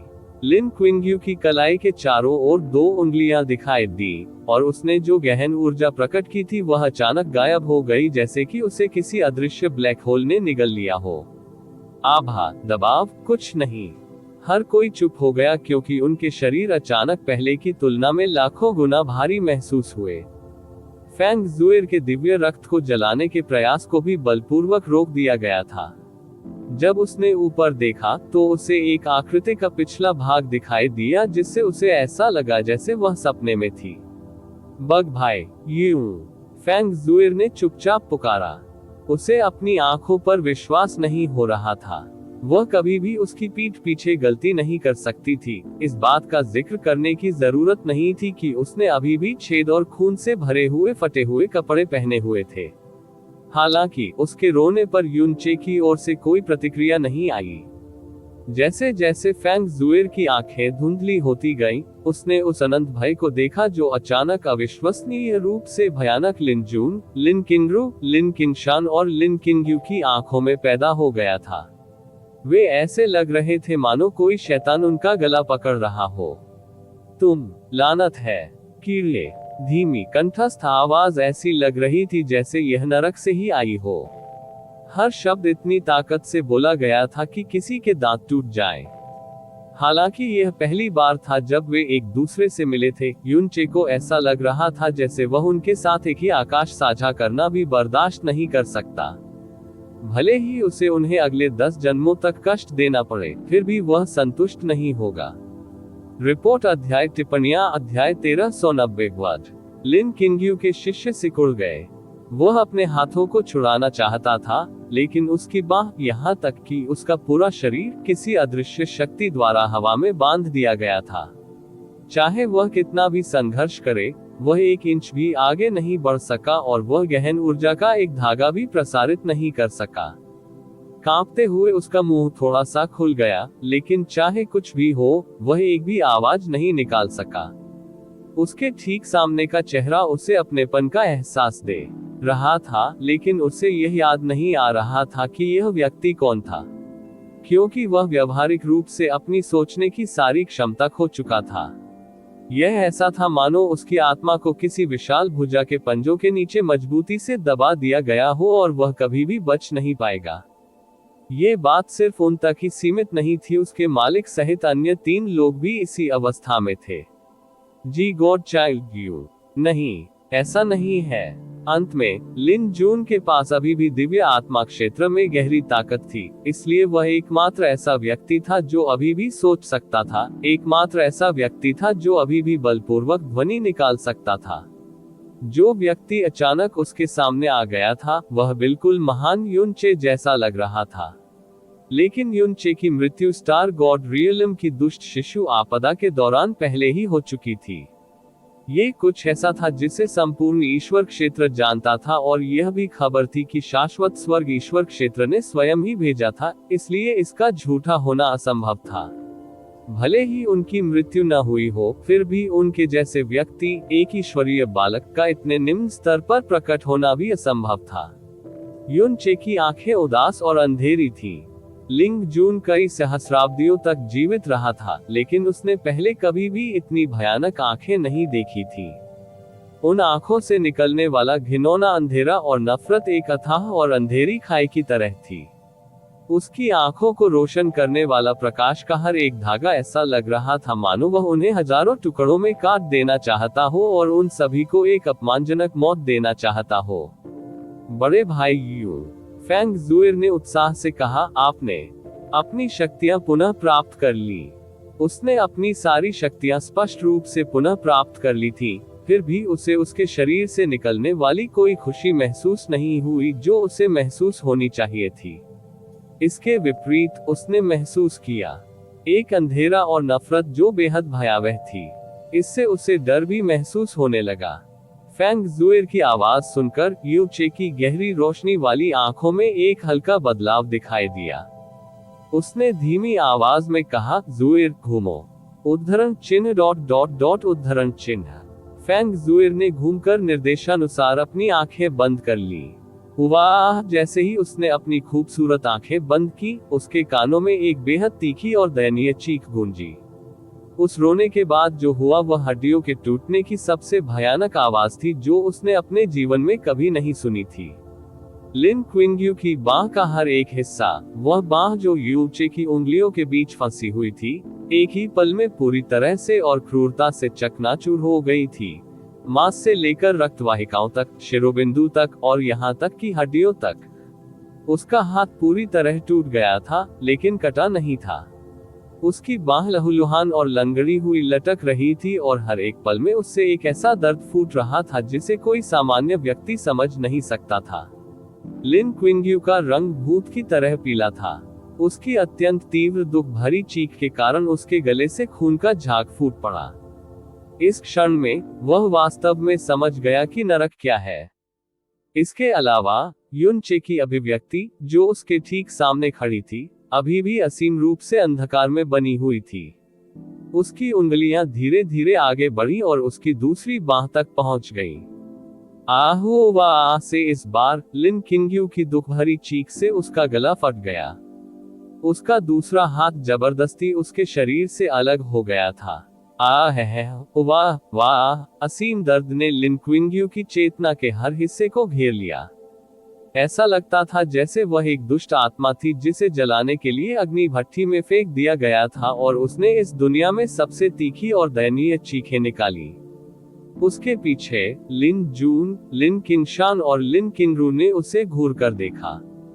आंखें इतनी चौड़ी कि वे लगभग अपनी जेब से फूट गईं। उनका रंग इतना पीला था कि उनके चेहरे पूरी तरह से रक्तहीन थे। उनके शरीर पर बालों का एक एक कतरा और उनके शरीर की हर एक मांसपेशी डर के मारे कांप रही थी और सिकुड़ रही थी। लिन क्विंग्यू के शरीर से जो हाथ छीना गया था, उसे बुरी तरह से उसकी छाती में घुसा दिया गया, जिससे खूनी धुंध की एक बड़ी फुहार हवा में फैल गई। यू चे की उंगली की एक थपकी से उसका टूटा हुआ शरीर खून छिड़कते हुए आकाश से गिर गया और एक दयनीय चीख जो येलो स्प्रिंग्स परगेटरी से आती हुई प्रतीत हुई, उनके कांपते दिल और आत्मा को चीर गई। उसके शरीर के हवा में चमकने के बाद यू चे प्रकट हुआ लिन जून के सामने। युन चे की काली और उदास आंखों से मिलने पर लिन जून का शरीर टेढ़ा और ऐंठने लगा जब वह इतनी कांपती आवाज में बोला कि यह कहना मुश्किल था, बख्श दो, मेरी जान बख्श दो। आप ऑडियो बुक्स 108 देख रहे हैं। धोखेबाजों से सावधान रहें। भय और निराशा लोगों के पतन का कारण बन सकती है और वास्तव में यह एक व्यक्ति को पागल भी बना सकती है। उसने सबसे दयनीय तरीके से भीख मांगी, जो उसने अपने जीवन में कभी भीख नहीं मांगी थी, लेकिन उसके बाद उसने अचानक अपने शरीर को आगे बढ़ाया और युन चे पर अपनी निराशाजनक शक्ति का विस्फोट किया। दैवीय आत्मा क्षेत्र में अपनी साधना के साथ वह वास्तव में निचले सितारा क्षेत्र में अपनी इच्छानुसार घूम सकता था। अपने जीवन में वह बहुत ही कम ऐसे लोगों से मिले थे जिन्हें वह ठेस न पहुंचा सके। ऐसी निराशाजनक स्थिति तो बिल्कुल भी नहीं थी। युन चे की गहरी नसें अभी अभी जागृत हुई थी, इसलिए उसने अपनी गहरी ताकत का केवल थोड़ा सा ही पुनः प्राप्त किया था और यह उसके शरीर के लिए भी वैसा ही था। हालांकि उसका स्तर लिंग जून के स्तर से बहुत बेहतर था। यहाँ तक कि मृत्यु के कगार पर एक दिव्य राजा भी अभी भी एक दिव्य राजा था। इसके अलावा दैवीय राजा क्षेत्र में उसकी ताकत दैवीय संप्रभु क्षेत्र तक पहुंचने वाले अन्य लोगों से कम नहीं थी। युन चे ने बस अपने हाथ से पकड़ने की हरकत की और लिंग जून ने जो ऊर्जा अभी तक पूरी तरह से प्रकट भी नहीं की थी, वह पूरी तरह से बिखर गई। उसी समय उसकी खोपड़ी भी फट गई, जिससे लाल और सफेद टुकड़े हर जगह बिखर गए। टकराना, एक और विस्फोट के साथ उनका बिना सिर वाला शरीर हवा में ही फट गया, जिससे उनके नीचे के समुद्री क्षेत्र पर बड़ी मात्रा में दुर्गंधयुक्त रक्त की वर्षा होने लगी। यू चे की नजर लिन किंगशान की ओर घूम गई। उस पल में लिन किंगशान का पूरा शरीर कीचड़ की तरह ढीला होने से पहले ऐंठने लगा। उसकी दोनों आंखें पूरी तरह से चौड़ी थीं, फिर भी उसकी आंखें पूरी तरह से खाली थीं। उसका मुंह खुला का खुला रह गया, फिर भी उसके गले से केवल एक कर्कश चीख निकली जो रैगमाल के आपस में रगड़ने जैसी आवाज थी। गंदे पानी का एक बड़ा तालाब उसके निचले शरीर पर फैल रहा था और वह चाहे कुछ भी हो, उसे रोक नहीं सकता था। फाड़ना, उसका शरीर तुरंत 2 टुकड़ों में बंट गया। फाड़ना, एक और पल में उन 2 टुकड़ों को 4 टुकड़ों में विभाजित कर दिया गया। 8 में 16 टुकड़ों में, जब तक कि हवा उड़ते हुए खून और बिखरे हुए मांस से भर नहीं गई, जो फिर उनके नीचे के समुद्री क्षेत्र पर बौछार के रूप में बरसने लगी। चमकीला लाल रक्त। लिन किंगरू का शरीर तूफान में फंसे बत्तख के टुकड़े की तरह कांप रहा था। उसका दिमाग अंततः पूरी तरह से ढह गया था और उसकी आंखें अचानक उसके सिर के पीछे की ओर घूम गईं क्योंकि वह वास्तव में डर के मारे बेहोश हो गई थी। वर्तमान लिन किंगरू के लिए बेहोशी का मतलब मुक्ति था। हालांकि उसकी राहत केवल आधी सांस से भी कम समय तक रही। टकराना। युन चे की उंगली के हल्के से थपथपाने के बाद खूनी धुंध के भीतर एक क्रूर विस्फोट हुआ और उसका दाहिना हाथ फट गया। वह अपने दुष्स्वप्न से चौंककर जाग गई जब एक और चीख ऐसी लगी मानो कोई दुष्ट भूत उसके गले से निकल गया हो और उसका पूरा शरीर बुरी तरह से झुलस गया और ऐंठ गया। यू चे महिलाओं के खिलाफ लड़ने के लिए बहुत कम इच्छुक थे और वह किसी महिला के खिलाफ क्रूर तरीकों का इस्तेमाल करने के लिए भी कम इच्छुक थे। लेकिन इस वक्त उसकी आंखों में रत्ती भर भी दया या अनिच्छा नहीं थी। वास्तव में उन आंखों में केवल हड्डियों तक गहरी नफरत और अंधेरा ही मौजूद था। टकराना। उसका बायां हाथ फट गया जिससे मांस और हड्डी के टुकड़े आकाश में उड़ गए। टकराना। उसका बायां पैर फट गया। टकराना। उसका दाहिना पैर फट गया। लिन किंगरू के शरीर से सभी 4 अंग गायब हो गए थे और उन 4 खूनी स्टंपों से बेतहाशा खून का छींटा फूट रहा था। फेंग जुएर ने अपनी आंखें कसकर बंद कर रखी थी, उसका शरीर हल्के से कांप रहा था। मांस के फटने की आवाजें, खून के बेतहाशा बहने की आवाजें और दयनीय रोने की आवाजें जो बहुत तीखी और पीड़ादायक थी, उसके कानों में गूंजती रहीं, जिससे उसका दिल और आत्मा अनियंत्रित रूप से हिलने लगी। जिस युन चे से वह हमेशा परिचित थी, दयालु और दयालु व्यक्ति, यदि नहीं तो उन्होंने इतने वर्षों पहले एब्सोल्यूट मोनार्क सेंचुरी और सुप्रीम ओशन पैलेस को नहीं छोड़ा होता।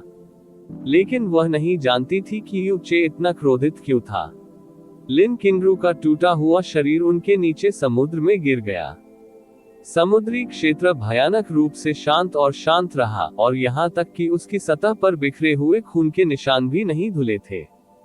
फेंग जुएर ने पलटकर युन चे की ओर देखा जो अत्यंत भयानक आभा बिखेर रहा था।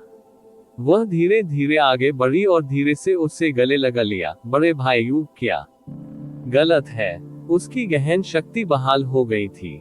यह एक बहुत बड़ा आश्चर्य था जो बिल्कुल एक सपने जैसा था, फिर भी वह उसके शरीर में खुशी का एक कतरा भी नहीं देख पाई। वह केवल बेहद भयानक नफरत को महसूस कर सकती थी। उद्धरण चिन्ह ... उद्धरण चिन्ह। यू चे की छाती अतुलनीय रूप से हिंसक अंदाज में ऊपर नीचे हो रही थी। उसने फेंग जुएर के शब्दों का बिल्कुल भी जवाब नहीं दिया। उसकी अभी भी काली आंखें उसके नीचे खूनी समुद्र को घूर रही थी। अचानक उसका पूरा शरीर कांपने लगा क्योंकि उसकी निगाहें उन्मत्त हो गईं। उसके गले से एक जंगली पाश्विक चीख निकलने से पहले उसकी अभिव्यक्ति भी धीरे धीरे और अधिक भयावह होती गई। उसने बड़ी गर्जना के साथ अपनी हथेली नीचे की ओर पटक दी। बूम! हजारों किलोमीटर महासागर में एक साथ ऊंची ज्वारीय लहरें उठी। इस क्षण में आकाश और समुद्र पूरी तरह से उल्टे हो गए प्रतीत होते हैं। फिर से गिरने से पहले समुद्र ने आसमान को ढक लिया। यू चे और फेंग जुएर के शरीर पर बेतहाशा बारिश हो रही थी। काफी समय के बाद आखिरकार पूरा समुद्र आसमान से नीचे गिर गया, लेकिन वह अब शांत और शांत नहीं था। हर जगह प्रचंड लहरें उठ रही थी और पानी काफी देर तक हिलोरे मारता रहा। फेंग जुएर का पूरा शरीर भीग गया था, लेकिन उसने यू चे को और भी कसकर गले लगाया। बड़े भाई यू, वास्तव में क्या हुआ है? मुझे बताओ। बर्फीले ठंडे समुद्री पानी से भीगने के बाद यू चे का दिमाग आखिरकार थोड़ा साफ हो गया। वह फेंग जुएर की ओर देखने के लिए मुड़ा। उसके मुंह का कोना हल्का सा हिल रहा था। ऐसा लग रहा था जैसे वह उसे एक आरामदायक मुस्कान देना चाहता था, लेकिन चाहे उसने कितनी भी कोशिश की हो, वह ऐसा करने में असमर्थ था। मैं ठीक हूँ। जुएर, क्या तुम्हें चोट लगी है? फेंग जुएर ने धीरे से अपना सिर हिलाया। उसकी फड़फड़ाती फीनिक्स आंखें चिंता से भर गईं। अब ठीक है, ठीक है। यू चे ने धीमी और निराश आवाज में कहा, चलो वापस चलते हैं। हाँ, उसके दुष्ट भगवान की गहरी नसें जागृत हो गई थी, वे चमत्कारिक ढंग से जागृत हो गई थी। ये वास्तव में एक सपने जैसा चमत्कार था, एक चमत्कार जिसकी यू चे ने मूल रूप से आशा करने की हिम्मत भी नहीं की थी। उसे बेतहाशा खुशी से भर जाना चाहिए था, उसे इतना आनंदित होना चाहिए था कि उसकी हर एक कोशिका जल रही होगी। लेकिन वह अभी मुस्कुरा नहीं सकता था, क्योंकि वह जानता था, उसने स्पष्ट रूप से उस कीमत को देखा था जो हो चुकी थी, उसकी गहरी रगों को जगाने के लिए भुगतान किया गया। लिन जून और उनके 4 शिष्य मर चुके थे और उनमें से प्रत्येक को उसके हाथों पिछले की तुलना में अधिक दुखद मौत का सामना करना पड़ा था। फिर भी, इससे उसे जरा भी संतुष्टि या खुशी महसूस नहीं हुई। यदि उसने थोड़ी सी भी तर्कसंगतता बरकरार रखी होती, तो उसने उन्हें मारने से पहले उन पर गहन हैंडल सोल सर्च का इस्तेमाल किया होता ताकि यह पता लगाया जा सके कि ऐसी जगह पर आने का उनका क्या उद्देश्य था। और वहां से वही ये भी पता चला है कि जैस्मीन अभी भी जीवित थी। लेकिन जब उसने इन 4 मुख्य दोषियों का सामना किया, तो ऐसा लगा जैसे उसकी सारी तार्किकता और तर्क शैतानी नफरत ने निगल लिया हो। उसके मन में एकमात्र विचार ये था कि वह उन्हें यथासंभव क्रूर तरीकों से मार डालेगा। मारना। फ्लोटिंग क्लाउड सिटी, जियो परिवार। वह आंगन जहां यून चे 16 वर्ष की आयु तक रहा था, इस समय असाधारण रूप से शांत था। आंगन का दरवाजा खुला हुआ था और सू लिंगर और फैंग जुएर उसमें से बाहर निकले। प्रारंभ से अंत तक कथा सुनकर उनका हृदय भर आया उदासी। उन्होंने एक दूसरे को बिना शब्द कहे देखा, क्योंकि वे दोनों नहीं जानते थे कि इस समय यू चे को कैसे सांत्वना दी जाए। कमरे के अंदर यून वूक्सिन बिस्तर पर बिना हिले डुले लेटी हुई थी, उसका दूध जैसा सफेद चेहरा पीला और बीमार था। वह चुपचाप सो गई और वह पहले ही बहुत लंबे समय तक सो चुकी थी और उस प्रभावशाली गहन ऊर्जा का एक भी निशान उसके शरीर से नहीं पाया जा सका, जिसके कारण उसे देखने वाले हर कोई आश्चर्यचकित प्रशंसा में हौंफने लगा था। यहाँ तक कि नींद में उसकी सांसें भी असाधारण रूप से कमजोर थीं। यू चे बिस्तर के किनारे बैठ गया, उसका हाथ उसके माथे पर था। उसकी पंजों वाली उंगलियां उसके मांस में भयंकर रूप से घुस गईं और ऐसा लग रहा था जैसे वह उसकी खोपड़ी को तब तक निचोड़ना चाहता था जब तक वह टूट न जाए।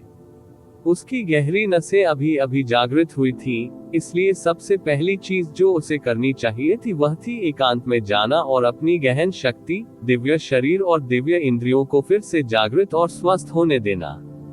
लेकिन वह सभी आनंद से वंचित था और उसका ऐसा करने का मूड नहीं था।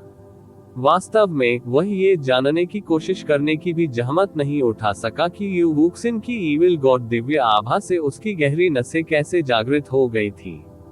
एक पिता के लिए इस दुनिया में सबसे दुखद और अक्षम्य बात क्या थी? आज आखिरकार उसे पता चल गया कि वह उत्तर क्या था। रिपोर्ट अध्याय टिप्पणियां। इसी प्रकार के अपडेट्स लेते रहने के लिए हमारे चैनल ऑडियो बुक्स 108 को सब्सक्राइब करें और नोटिफिकेशन ऑन करें। धन्यवाद।